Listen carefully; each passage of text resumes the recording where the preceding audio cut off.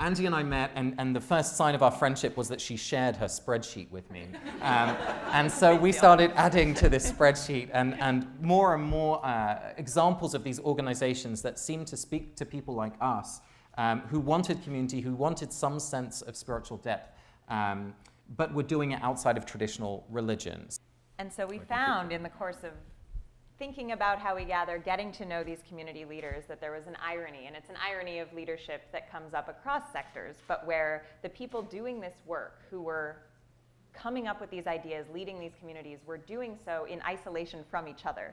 So despite being in the process of fostering community, they didn't have community themselves. And so Casper and I took it upon ourselves to bring them together here at HDS. So here are all these people who don't necessarily understand their work to be ministry, or much less have training that might prepare them for that. So we were very thrilled to be able to bring together a number of ministers across traditions, leaders across traditions from this area, who were able to enter into conversation with these folks about their work and help them to frame it in a way that might further their own ability to be of service in that way that, as Casper said, for many of them is hard to even think about, because they have a sort of knee-jerk reaction to identifying their work as religious.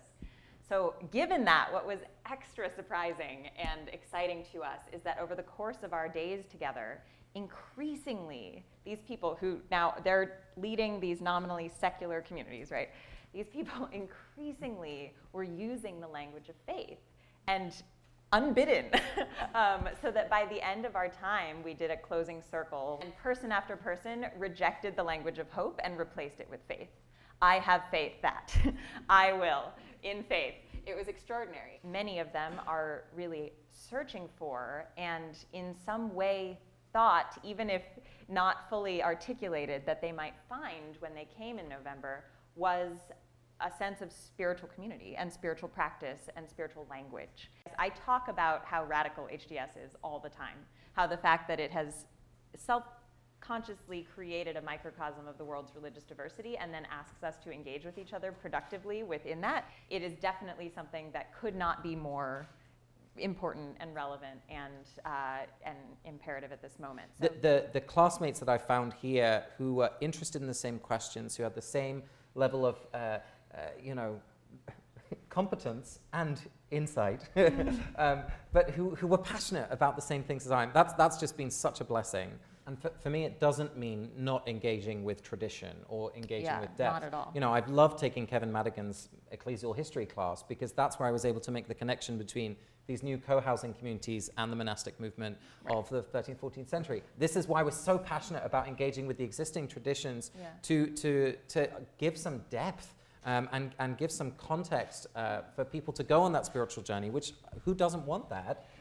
But to do it with integrity. These people who we have been building relationships with, who have, who are, I think, doing ministry in my language, would never have considered the Divinity School. They wouldn't even have heard of it. And yet the core offering of what this institution offers is exactly what they need.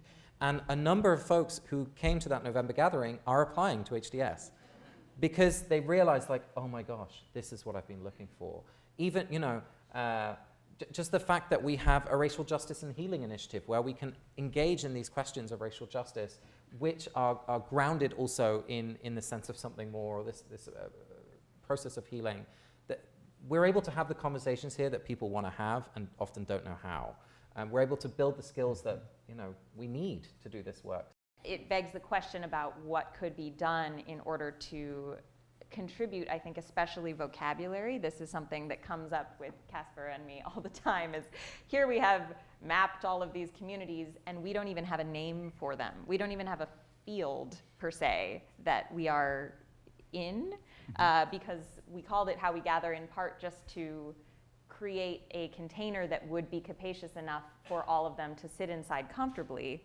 And that may be enough at the moment, but we see both in the way the communities come together and in the individuals' lives that they are significantly lacking in words that feel up to the job of articulating what they're going for, and also at least at the present moment, that aren't for them utterly baggage laden in a way that makes them impossible to use. In my meaning making seminar yesterday, which we take concurrently to our field education kind of experiences out in the world, we were talking about boundaries a lot in ministry and the need, you know, for those kind of reflections. And so there's these kind of critical learning experience of, well, what's important in ministry? What's important in leading a community of meaning and intimacy, which none of these leaders have really been prepared for in their way. They're great at branding and business planning.